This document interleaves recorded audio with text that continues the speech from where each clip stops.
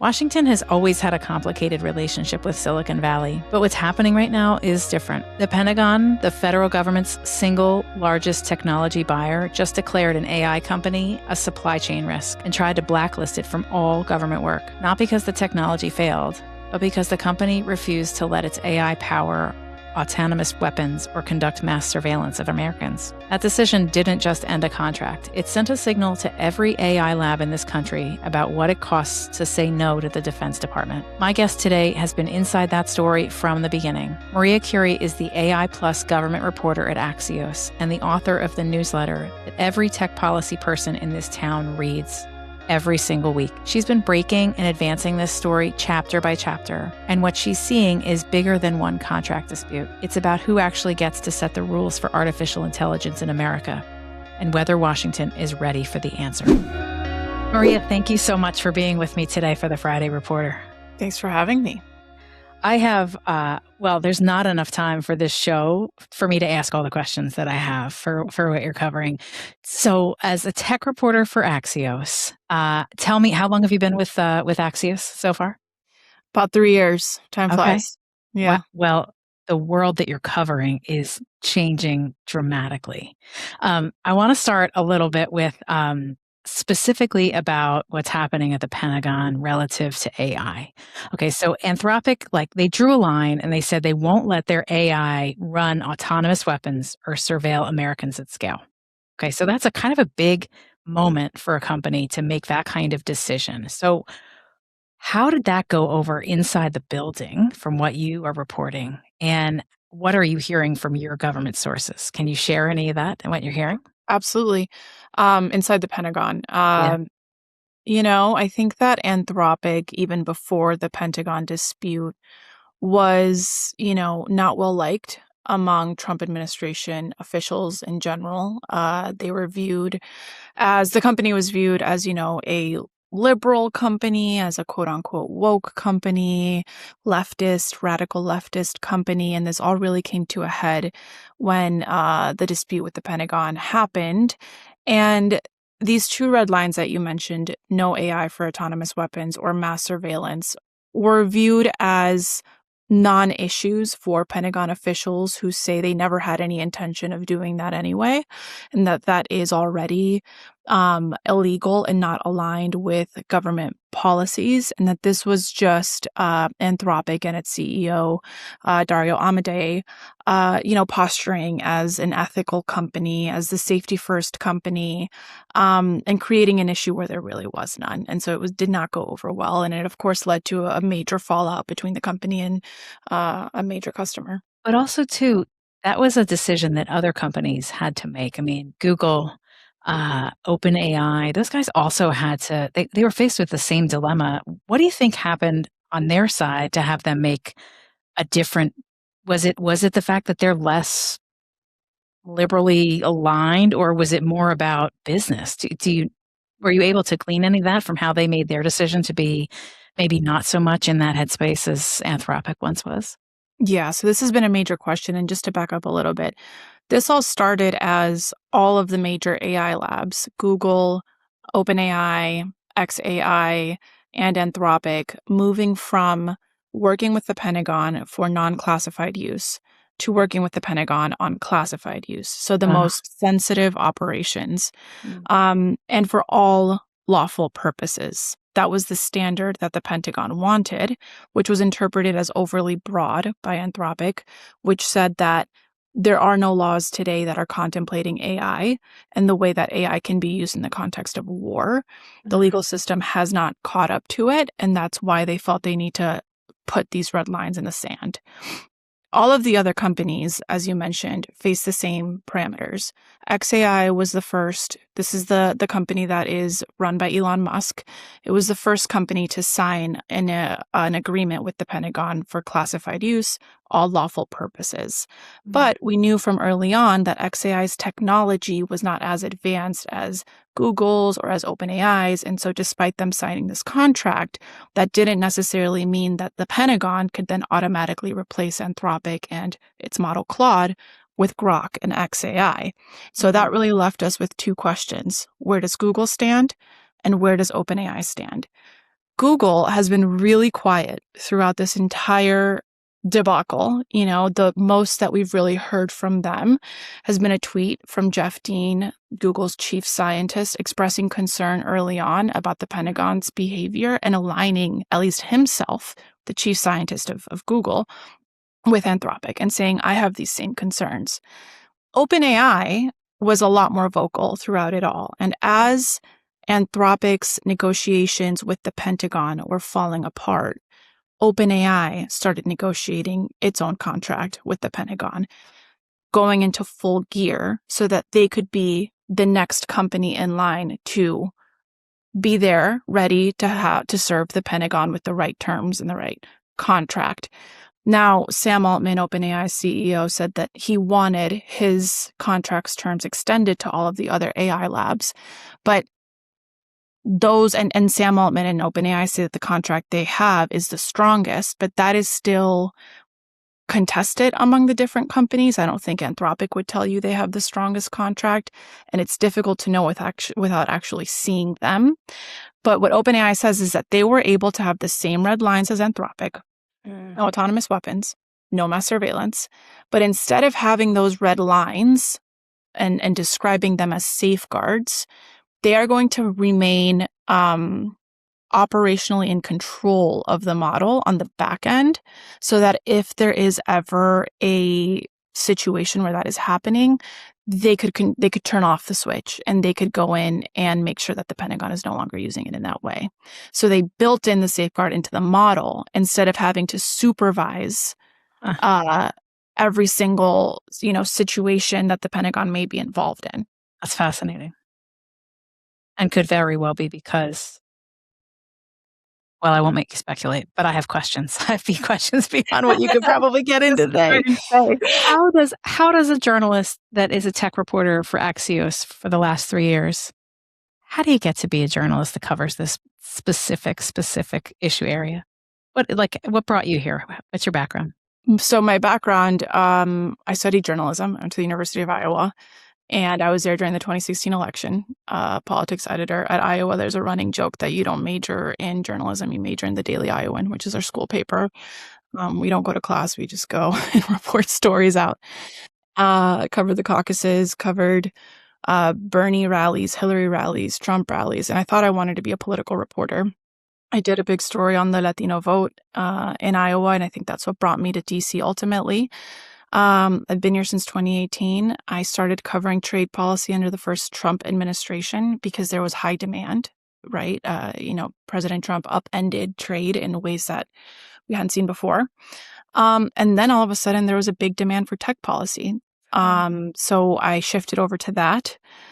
And I came to Axios just as, ChatGPT came onto the scene, and all of a sudden it wasn't tech policy, it was more AI policy and politics more than anything, especially now in a midterm year. The Anthropic Pentagon story was a very specific part of the beat that fell into my lap along with my colleague Dave Lawler, who has been a rock star on this story and has been a great partner on every single one of these stories.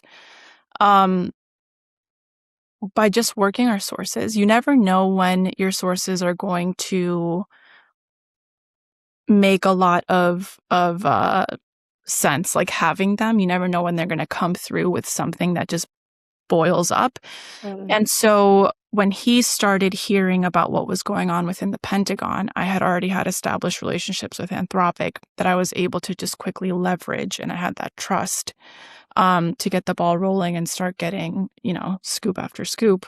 And so that was how it all came to be. And it then, spun off a whole bunch of other storylines. What is the role of Congress? What is the role of states in regulating AI? Are we now just regulating AI through procurement? Is the Pentagon doing more to regulate AI essentially than Congress? And so it's been really fascinating. And of course, now the latest part of the story is the legal battle between these two entities that will probably end up in the Supreme Court. So it's been the gift that's kept on giving.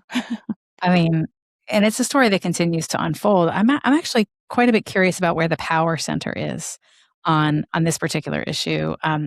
In previous coverage, you talked a little bit about, or sort of you reported, excuse me, about how David Sachs has changed his title. Right, he said that he no longer is the AI czar inside the administration and in terms of policy influence. But I'm curious about where the decisions, as you can tell from a reporter who's covering this, where does the Pentagon fit relative to the White House in terms of how these decisions are made? At the end of the day, the buck starts and stops with Donald Trump. And Mhm. so, as this very specific story was playing out between not even Pete Hegseth, but his deputy in charge, Emil Michael, his undersecretary, and Dario Amadei, um, at a certain point, everything bubbled up to Pete Hegseth himself tweeting. But before that happening, Donald Trump himself posting on Truth Social Mhm. and setting policy that way and making it very known where the White House was on the issue. And that was that Anthropic was a radical left company. And not only is the Pentagon not going to do business with Anthropic, the entire federal government is not going to do business with Anthropic. And so once Trump says that, where does that leave an Emil Michael? Now, obviously, AI is one of many issues that the president has to deal with. Uh, you know, the person that was closest to his ear and continues to be close to his ear based on our White House reporting is David Sachs, AI czar. He is now a member of an outside advisory role called PCAST. And he is there alongside Jensen Huang, alongside Larry Ellison, continuing to be influential, but no longer on the premises, no longer in those day-to-day meetings. So, in talking to White House officials, he still matters, but it is notable that he is a bit more far removed. And we talked to other folks close to the administration who say these types of policies may not be as popular anymore. Not regulating AI may not be what voters in an election year want to get behind. So we're tracking that closely. So here's the thing I keep thinking about, right? We're in the very, very early chapters of AI. We are just getting started. What would you say if you're thinking forward? And this is $1 million question, so it's a forward question based on kind of my curiosity as someone who's trying to unpack what's coming up around the corner.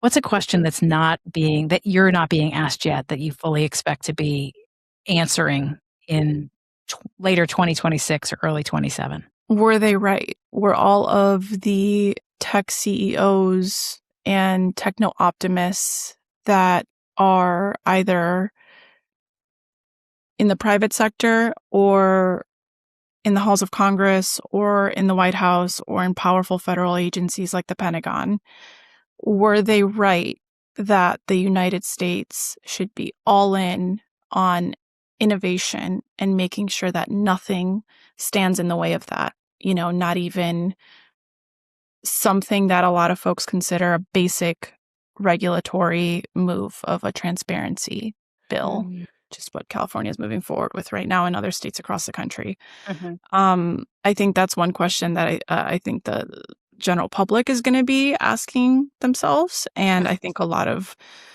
politicians, if they win or lose their elections on this issue, which is so weird, right? Because as a tech reporter, it's never been a real salient issue in an election. But I really do think that this time around, it's on a lot of voters' minds. Well, it's so interesting you say that. It was once that tech CEOs and tech organizations were a halo that was ironclad. Everyone was so excited about technology and the opportunity that technology presented. And it feels as if there has been a turn and a change in that disposition even before the entry of AI. But now we're talking about it in a very different way. Yeah. I think a lot has changed since feeling like tech CEOs were America's sweethearts. And I think that really began with social media. And we're seeing now the culmination of years and years of going all in on, Facebook, now Meta, or any of these tech companies. And now we're seeing major court decisions on the impact that these social media companies are having on young people and on families. And I'm referring to the California case, the decision against Meta and YouTube, finding them liable that their products are harming young people. This is kind of an indicator to what could potentially happen with AI down the line, with chatbots in particular. And I think we're now in a much different place where people are more skeptical of these companies, and they are much more, potentially subject to either being sued and product changes happening that way, or shaping at least some baseline of regulation that could get some safeguards in place versus just this blanket liability shield where there really are no guardrails. Well, you have been watching the states quite a bit as it relates to governance specific to AI. I'm curious, is there a governor or a state attorney general? Maybe it's California, maybe there are others. Are there some spaces where you're seeing states or activity that perhaps the federal government should be paying closer attention to? Absolutely. So I would actually look to Republican states, which may sound a little counterintuitive, but this is a bipartisan issue. This is not, or I should say, this is an issue that does not cut neatly in partisan lines. There are many Republicans across the country, Republican leaders and voters who do want to see some sort of guardrails around this technology. And so I would look to Utah. That is a state where we were the first to report that the White House directly intervened to kill a state law, a state AI law that was going to move forward to regulate artificial intelligence. And I don't think it's going to be the last state where federal officials intervene and try to prevent that type of regulation from moving forward. And so it's more surprising, less expected that a lot of these Republican states are moving forward. So that's what I would look to. And that's Utah Governor Spencer Cox. That's fascinating. And what would you say? I mean, this is, as you said, I mean, this is not a bipartisan, this is a bipartisan issue. This is actually just a humanitarian issue, right? To make sure that we get this right from the start, because precisely what you reflect on as it relates to Meta, to Facebook, we were too late. We waited too long. And now, yes, if you look back at all of the things that happened with cigarettes, right? We've always been too late. Like our country has not seen around the corner. AI is moving too quickly for us not to get in front of this. That's my personal view. But I would imagine that that's how governors are seeing, that they are on the front lines. And if they could lead in this area, it certainly could be a best practice for the federal government to use as their guide. You would hope that as their guidelines. Yeah, it's also a politically savvy position to take. Right. I mean, we're seeing a really interesting dynamic right now where candidates are kind of facing a choice, and this is Republican candidates, Democratic candidates, between PAC money, right? The AI industry is spending tons of money in the elections, making sure that, they're following the crypto playbook, and they're trying to make sure that candidates who are aligned with their policy positions on regulating artificial intelligence may get into office. So you have these candidates having to pick between that money or potential, voter backlash and increasingly strong voter sentiment around this technology that has implications for like social media impact on children, right? With chatbots, jobs, the environment, a data center coming into your town and, potentially disrupting your day-to-day life,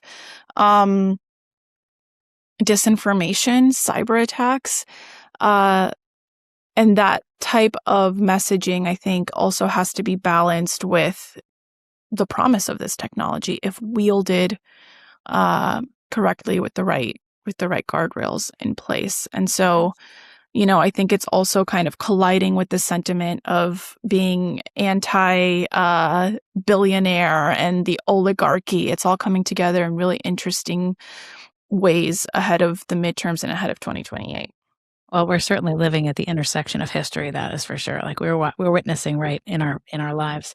I Yeah. talked a little bit to Holly about AI in journalism. Oh, I know you report on the industry, but I'm also curious about you yourself as a user of the platforms and how you maybe not necessarily even in your writing and your reporting, but in your daily life. How are you using AI today? yeah.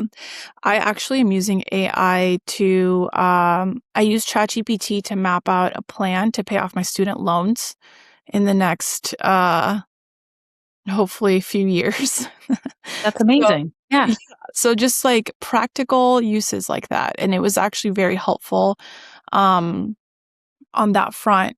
I also used ChatGPT to try to plan Thanksgiving dinner last year, and that How'd was that go? not good.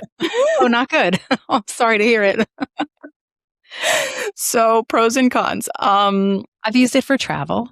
Yeah, I asked it for a trip for a I was going on a college tour with my daughter, and I wanted to be able to see 5 schools in 3 days, and I wanted to stay at specific locations. I wanted to, sort of keep it within a budget and yeah. what the drive time would be, and that did a nice job on that. It's so good for travel, actually. Uh, Yeah, I've planned a few trips out, and I'm planning a trip right now using ChatGPT.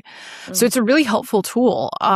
There's a lot of promise to it, definitely. The, I'm curious for you, having been you've been at Axios now for 3 years. I've said this before, and maybe you've heard me say it. Smart Brevity actually was the text that I taught, this semester. I taught a graduate course at GW. And to the students that were all in the communication space, I said, "It's 108 pages of your day. Like, read it and internalize it, because I really do think that it also is a very smart way to reach people with your words." How was that for you as you came on board, learning, having been a journalist in Iowa, and then came on the scene here with Axios? How have you integrated? Have you found it to be an easy process for yourself? Honestly, yes. I mean, I think sometimes people overthink it. Um, you know, I think Holly was right when she said that the depth is still there. News is still there. The scoop is still there. The insider information is still there. But we are going to write it in a way that respects your time. And I think that's smart because a lot of people are busy and a lot of people don't have time to read, 2,000 words on every single story there is out there. There's so much information to consume. And so I was very ready to write in that way because I want people to actually read what I write. So Absolutely. I said it before when I spoke to Holly too, but it does allow you to go deeper if you want to know more. yeah. And I would imagine that with a lot of what you write, there are different contours because, as you said, I mean, it has such an impact, whether it's on jobs, whether it's on children, whether it's on research or cyber tech. I mean, whatever it is, depending on what your point of view is, depending on your specific need or interest, there's always a way for you to learn a little bit more. Yeah, and you know what else it makes me think about is just news news consumers and the media literacy that uh, exists right now in the US, right? Are people clicking on a news story thinking that the story has to tell them everything under the sun? Or can they understand that we're here to tell you what's new, what's the most important context, but we're not going to get every single piece of context? And it's kind of up to you too, as the individual, to read a diverse set of things and not rely on a single story to tell you the full picture. I think a lot of people, when we talk about like distrust in the media, they might be clicking on a story and they feel like a point of view wasn't, pointed out or totally articulated. And it's like there's probably another story that does that, but that was just the purpose of this specific story. And so that helps me when I'm writing and making sure that there are a million different angles to AI and a million different perspectives. But right now, this is just the story we're getting out with the most important information of this moment. It also helps. It's a great teaching moment because I feel like for every uh, Axios story that I read, if I want to know where the information came from, I can always find that out quite quickly and easily just through the click Yep. of a link. And that to me is great because it validates the work and what you're writing from, the information you're writing from that day. And also is really great for folks like myself who, number one, I teach a class, but I also have young adults in my house and trying to encourage them to always make sure that they understand the sourcing. So to me, it's a very cool formula. And it's the kind of thing for folks who want to know more about where the information has come from at an age where a lot of things are challenged in terms of where they're sourced. Axios always makes a really good point to make sure that you know exactly where the information came from. Yeah. Thanks for saying that. I appreciate it. That's my free advertisement for Axios this week. All of Axios. Yeah. Maria, where can folks find you? I know you have a newsletter. Tell us, tell me and tell my audience today where they can follow you and find your writing specifically at Axios. Yeah. So I have an amazing colleague, Ashley Gold.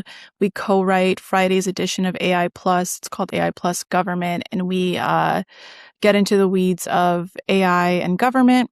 But honestly, we write throughout the week too. And you can find our stories on the front page in AM and PM and AI Plus. Because, I think Silicon Valley is in DC right now. I think a lot of the biggest stories are happening here in the Beltway. So we have no shortage of stories. We don't wait until Friday. Absolutely agree. Absolutely agree. Maria, this was such a great conversation and so helpful to me to really get a better understanding of the landscape that you're covering. Thanks for the work you do. Thank you so much for being a guest on the show, and please come back again soon. Absolutely. Thank you for having me. Well, thanks for joining me. That was super fun. I'm looking forward to a really busy and exciting 2026. Big thanks to my production team at Two River Pictures. And another really important thanks to my friends at Be the Brand Collective who helped me with marketing and making sure the word gets out about the show. I'll see you again for another episode. Thanks so much.